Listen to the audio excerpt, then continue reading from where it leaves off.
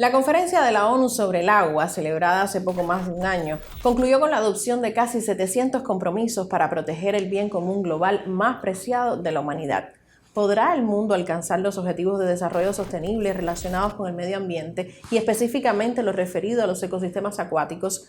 ¿Qué hoja de ruta se ha propuesto Cuba para la gestión sostenible de sus recursos hídricos? Interrogantes que tengo reservadas para mi invitado de hoy al programa Entrevista de Cubavisión Internacional. Bienvenido, Vladimir Matos Moya, vicepresidente primero del Instituto Nacional de Recursos Hidráulicos. Muchas gracias por la invitación y para nosotros, y hablo en nombre del Instituto Nacional de Recursos Hidráulicos, es un placer tener esta magnífica oportunidad de exponer la experiencia cubana en tan importante tema y recurso que es el agua. Antes de comenzar nuestro diálogo, quisiera compartirle esta afirmación del secretario general de Naciones Unidas, Antonio Guterres, quien describe la realidad del agua en el planeta y cito: estamos drenando la sangre vital de la humanidad a través del sobreconsumo vampírico y el uso insostenible, y evaporándola a través del calentamiento global. Desde su punto de vista, ¿qué coherencia mantienen las naciones con lo pactado en la Agenda 2030 sobre el Objetivo de Desarrollo Sostenible número 6? Coherencia en visión de política. Yo creo que hay un consenso internacional, hay un compromiso de la mayoría de los países en alcanzar las metas planificadas para lograr lo previsto en el Objetivo de Desarrollo Sostenible número 6. Pero es muy cierto la frase que acaba de comentar, expresada por el secretario general, porque ciertamente ese compromiso no siempre se expresa en la práctica con la actuación de los países, porque el agua, que todos sabemos es un recurso vital para la vida, también lo es para la economía, también lo es para el medio ambiente. Y lo cierto es que como insumo productivo a veces predominan los intereses económicos por encima del bien común que significa el agua, y las extracciones que se hacen tienen cierto descontrol y pudieran comprometer el cumplimiento de esos objetivos. Por supuesto que no todos los países actúan igualmente irresponsables sobre el asunto, aunque sí es una práctica bastante generalizada el uso indiscriminado del recurso agua, aplicando más bien políticas de derroche por encima de políticas de ahorro y uso adecuado, a lo cual se suma, por supuesto, a la contaminación del agua, lo que equivale también a no tenerla, porque no solamente la extracción del agua dulce que se dispone, sino que el agua contaminada también limita su disponibilidad. En el caso particular de Cuba, que mantiene el compromiso de la Agenda 2030, con mucho esfuerzo, por supuesto, a partir de las limitaciones económicas que predominan, pero no renunciamos al cumplimiento del Objetivo de Desarrollo Sostenible número 6, no sin decir que es un reto bien difícil lograrlo, porque tratar el agua siempre tiene sus complejidades propias por la transversalidad del recurso, y obviamente eso genera complicaciones naturales. Y bueno, las económicas, todos las sabemos, en la condición de limitación que vive Cuba, depende de recursos económicos importantes, y eso hace que sea tenso. Pero Cuba no ha renunciado y hacemos todo lo posible por alcanzar la meta que nos hemos planificado. En noviembre pasado, Cuba fue sede de la 24 Conferencia de Directores Iberoamericanos del Agua, CODIA, una cita pactada por primera vez en la isla desde el primer encuentro de este tipo en 2001. ¿Qué se derivó de esta reunión para el futuro del agua en los países miembros de la CODIA? Yo tuve la oportunidad de participar, significó un magnífico encuentro, significó una magnífica oportunidad.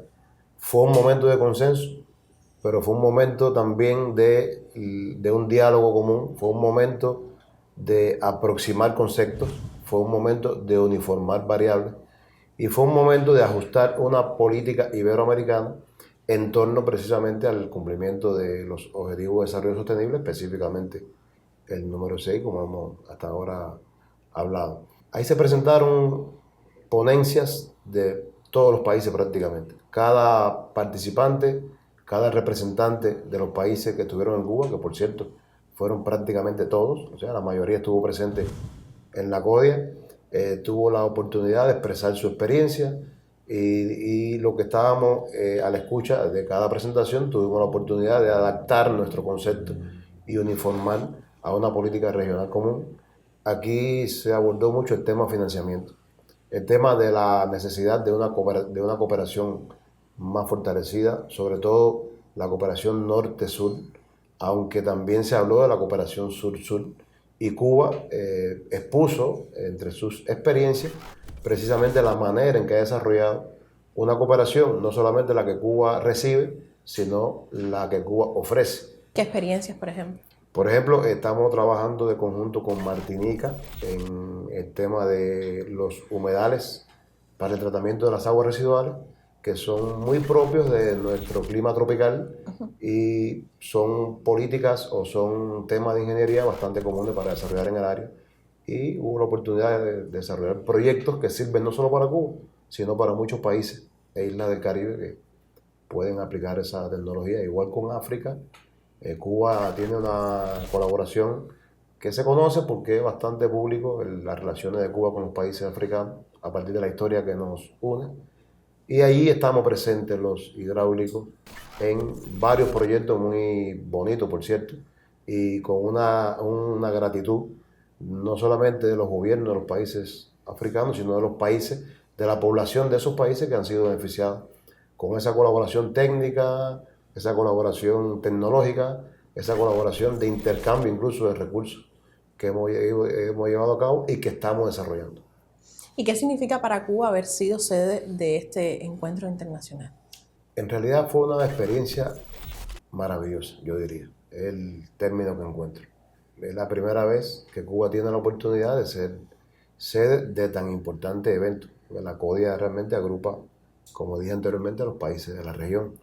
Y nos dio la oportunidad de en un periodo previo a la CODIA tener que, de manera muy dinámica, en tiempo muy limitado, exponer todas las posibilidades y potencialidades. Y la mayor satisfacción no está en lo que se hizo antes, sino en que fue un resultado reconocido, en que tuvimos la oportunidad con mucho orgullo de escuchar las experiencias de los participantes, donde se puso como palabra común, yo diría, el agradecimiento y la oportunidad de haber compartido con Cuba, quizás subestimada por algunos, previo a ese evento, y después reconocido las capacidades que tiene el país realmente en materia de hidráulica. Hablemos precisamente de esa realidad, de la realidad cubana. La Constitución reconoce el acceso al agua y al saneamiento como un derecho y el organismo rector es precisamente el Instituto Nacional de Recursos Hidráulicos para la gobernanza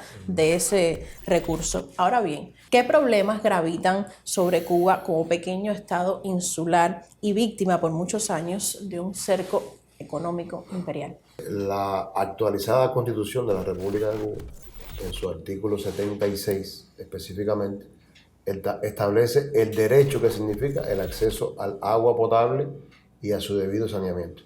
Expresa además el compromiso que tiene el Estado y el gobierno cubano en desarrollar una infraestructura hidráulica y mecanismos que permitan facilitar a la población y a la economía ese acceso, pero también establece nuestra responsabilidad sobre el uso del recurso y la debida retribución.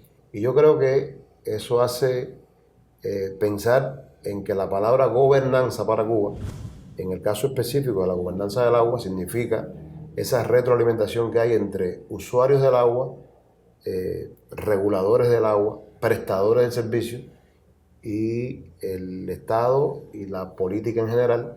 Por lo tanto, una gobernanza participativa. Y responsable además. Y responsable además.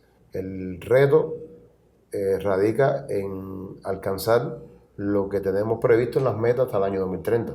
En la condición de isla desfavorecida en términos relativos, porque el recurso agua en Cuba es un recurso limitado, no es abundante como quizás se suponga, ¿no? Porque Cuba, a partir de la lluvia, que es la única fuente de agua dulce que tiene un régimen de precipitaciones que limita las posibilidades reales de disponibilidad de agua. Es nuestra fuente natural. No digo única, porque ya sabemos que Cuba es una isla rodeada de mar, y ya se sabe, y es ciencia constituida, que el agua de mar, transformando su característica físico-química, igual puede utilizarse como agua para el consumo humano y para otros usos, porque se puede también modificar sus propiedades y usarla, lo que tecnológicamente y económicamente quizás sea una variante que debe esperar por el uso primero del agua de lluvia, que es la que disponemos de forma natural. Por lo tanto, esa fuente de agua que tiene Cuba, que es la lluvia, y que es limitada, como acabé de expresar, porque el recurso renovable es relativamente limitado a partir de que la condición per cápita, expresada en volumen que tiene cada ciudadano, cada cubano al año, está en el orden de los 2.500 metros cúbicos por habitante cada año. Pero tiene, por otro lado, una infraestructura hidráulica que pudiéramos llamarle suficiente para cubrir las demandas de la economía, de la sociedad, del medio ambiente. Y esto tiene que ver sobre todo con la voluntad hidráulica que desarrolló personalmente, yo diría, desde su inicio, el comandante en jefe Fidel Castro Ruz, quien fue artífice y protagonista de ese desarrollo hidráulico y que lo llevó hasta sus últimos momentos. Y que, por suerte, y gracias al gobierno que disponemos, ha sido una política de transición mantener ese desarrollo, y hasta la fecha se prioriza la hidráulica y se priorizan los recursos hidráulicos por lo que significa para el desarrollo, y hoy tenemos posibilidades más cercanas que lejanas de cumplir los compromisos del año 2030, como te comenté. Le propongo hacer una primera pausa en nuestro programa Entrevista, y a la vuelta estaremos dialogando sobre la situación de los acuíferos, el tratamiento de las aguas residuales, inversiones y la cooperación internacional, entre otros temas. Ya volvemos.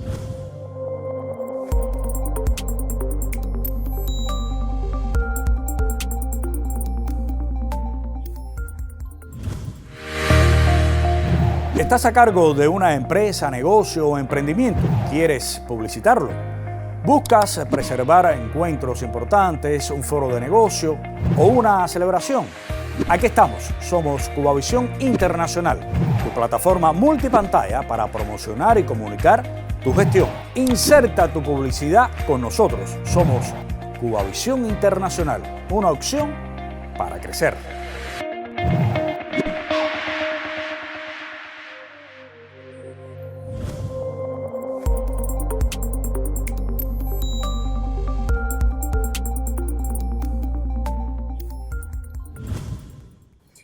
De vuelta en el programa Entrevista de Cubavisión Internacional, y les recuerdo que estamos conversando hoy con Vladimir Matos Moya, vicepresidente primero del Instituto Nacional de Recursos Hidráulicos, sobre todo para hablar de las políticas del país sobre los recursos hídricos. Y retomamos uno de los temas que adelantábamos antes de la pausa. ¿Cuál es la realidad de nuestros acuíferos?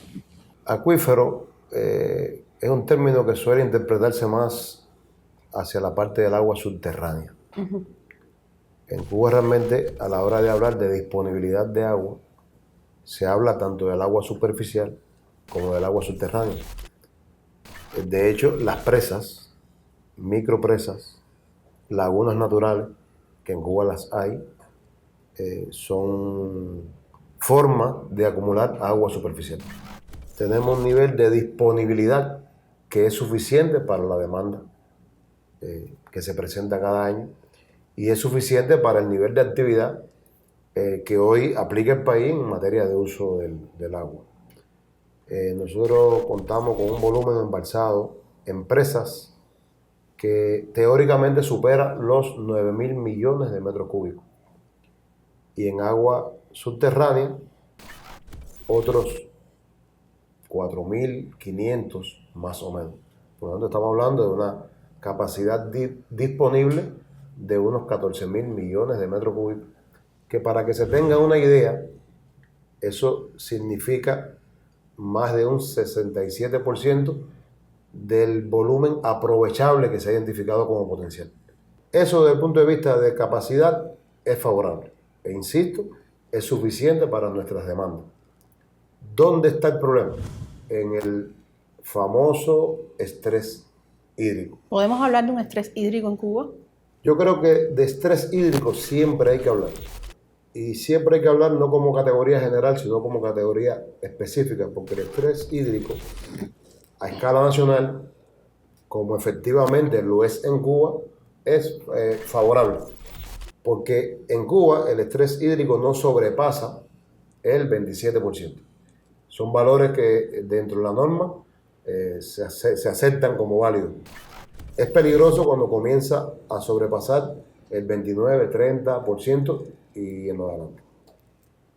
Por lo tanto, como país, el nivel de estrés que se maneja es adecuado. O sea, el recurso que se demanda y se utiliza está en un orden suficiente para el recurso renovable que aporta la lluvia. Porque es la relación entre oferta y demanda lo que mide el estrés hídrico en definitiva. Pero si miramos esto regionalmente, pudiéramos, y así ha ocurrido, dado los periodos de sequía, que en los últimos años son más frecuentes y duraderos, encontramos regiones del país donde el estrés es predominante. Por lo tanto, hay políticas nacionales, pero hay políticas regionales y hay políticas incluso que tienen que ser provinciales o de municipios. ¿Y qué acciones se derivan precisamente de esas políticas para reducir este estrés hídrico? Por ejemplo, y yo creo que es el ejemplo que en Cuba tiene mayor connotación, es la construcción de trasvases. O sea, Cuba desde hace varios años ha priorizado en el plan de la economía la construcción de obras hidráulicas a lo que se le llaman trasvases, que permiten llevar el agua de la zona de mayor pluviosidad hacia la zona de menor pluviosidad. Quiere decir esto que se está buscando un equilibrio entre la geografía seca y la geografía húmeda a través de obras hidráulicas que permiten captar el agua de lluvia en embalses, generalmente presas, y transportarla a otras provincias o regiones. Tenemos esa posibilidad de manejar el estrés con perspectiva de sostenibilidad, hablando del término que yo creo que se presta para hablar de agua, ¿no? ¿Cómo se protegen nuestros cuerpos de agua de la contaminación? La contaminación suele ser, desde mi punto de vista, yo creo que es un punto de vista bastante común en los especialistas de la materia, una de las mayores problemáticas que hoy debe resolverse, porque no ha avanzado la solución al mismo ritmo y nivel que quizás la disponibilidad de agua y su uso. Por tanto, es una de las 4 prioridades de la Política Nacional del Agua. En Cuba se priorizan 4 políticas de mayor rigor. La primera es el uso racional y productivo del agua. La segunda es el uso eficiente de la infraestructura hidráulica. La tercera es la prevención de riesgos asociados a eventos extremos del clima, dígase inundaciones, dígase sequía.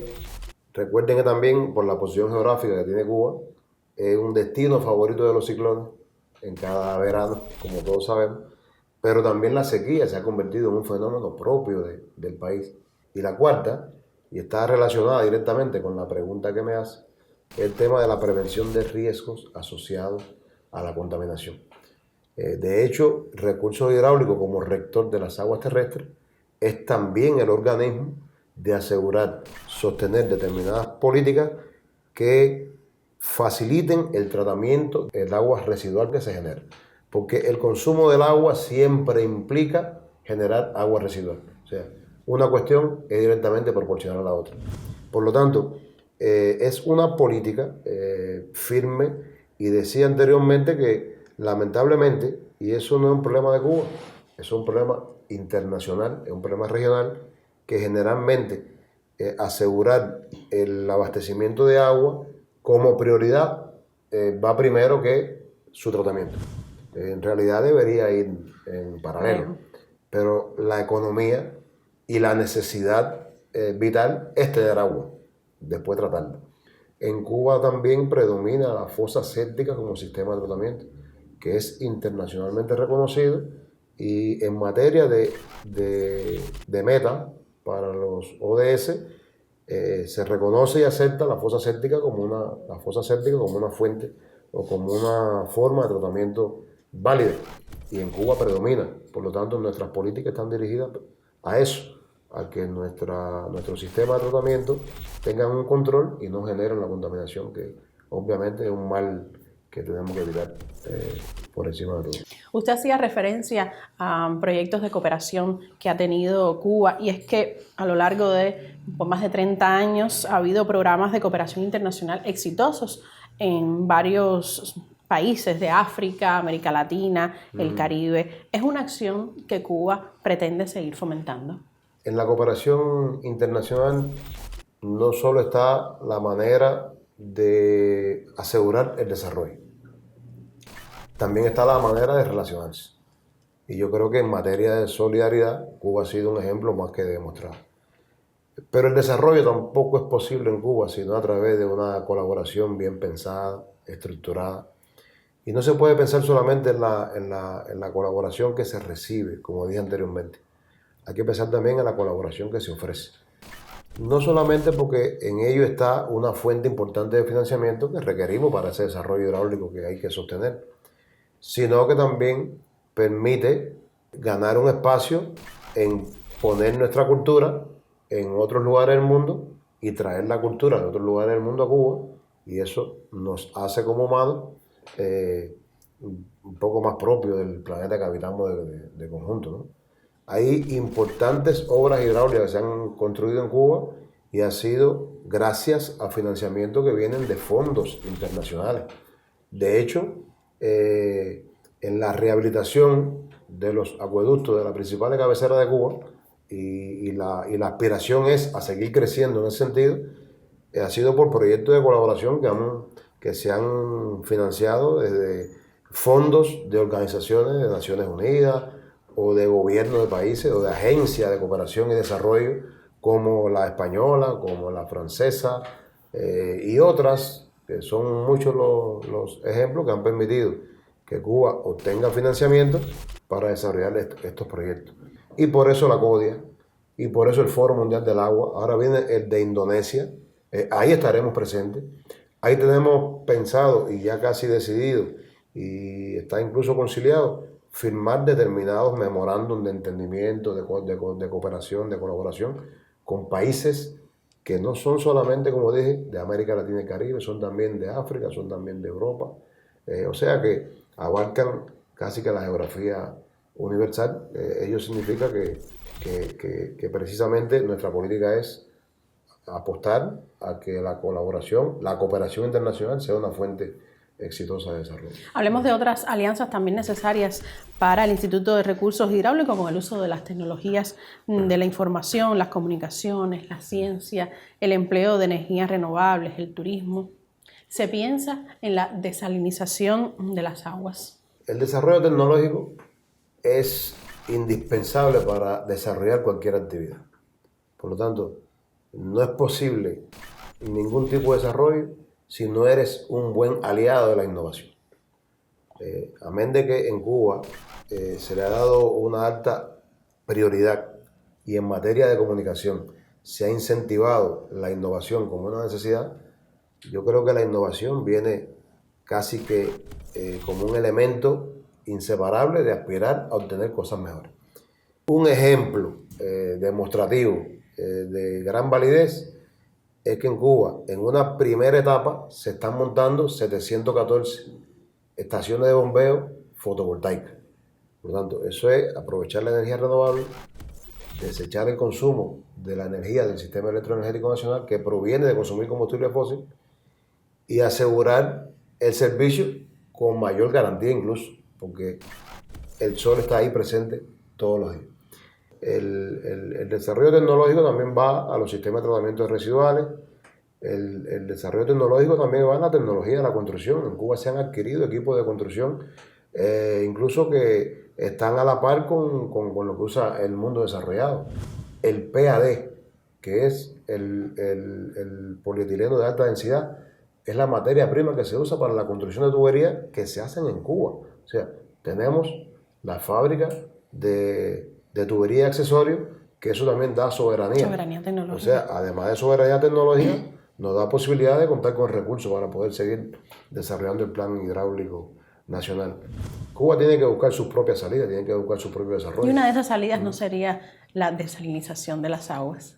La desalinización de las aguas, claro que es una salida, y en Cuba se emplea la desalinización de las aguas. ¿Qué pasa? Que hay lugares en el país que están muy alejados, por ejemplo, muy cerca de la costa, y construir un acueducto sería tan infinitamente caro que quizás lo más conveniente sea usar el agua de mar, desalinizarla y utilizarla, por ejemplo, como agua potable. En Cuba hay varios ejemplos construidos de plantas desaladoras de agua. Y sí está en nuestra política usarlo. Y sí se ha en la práctica aplicado. Pero como dije anteriormente, por ser una tecnología cara, de alto consumo energético, tener en cuenta que el factor de factibilidad técnico-económica siempre va a predominar, aunque llegada la necesidad de usarla inevitablemente, hay que usarla porque primero que la economía está la vida de las personas, está atender a las personas. Entonces nunca la economía va a competir ante la posibilidad de hacerle llegar agua potable a una comunidad, no importa donde esté ubicada. Bueno, muchísimas gracias por haber compartido su tiempo con el programa Entrevista de Cubavisión Internacional y sobre todo las políticas diseñadas en el país para el manejo de los recursos hídricos. Muchas gracias a ustedes, reitero, por la invitación.